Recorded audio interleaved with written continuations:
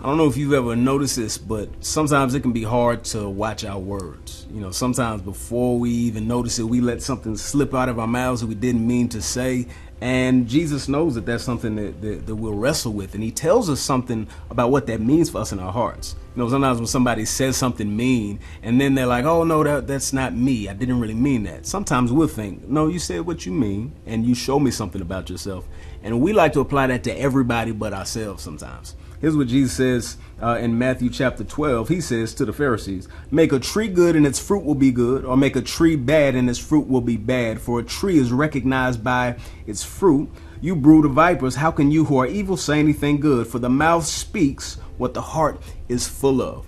Here's what Jesus is saying. When something comes out of our mouths, it is a reflection of what's already going on in our hearts. The heart, sometimes we think of the heart as like a warm, fuzzy place. Really, the heart, when the Bible talks about the heart, it is the kind of center of everything. You can almost think of your heart as like a pitcher full of liquid, and that's what you're going to fill your thoughts with. That's what you're going to fill your emotions with. That's what you're going to fill your will with, everything that you want to do. The heart is where everything comes from. And so if something comes out of our mouths, the reason it came out of our mouths is because it was in our hearts.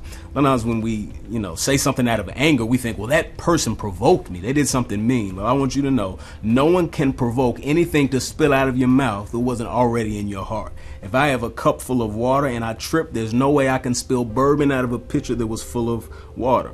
And so the best way for us to watch our words, if we want to use our words to honor God, the best way to watch your words is to watch your heart.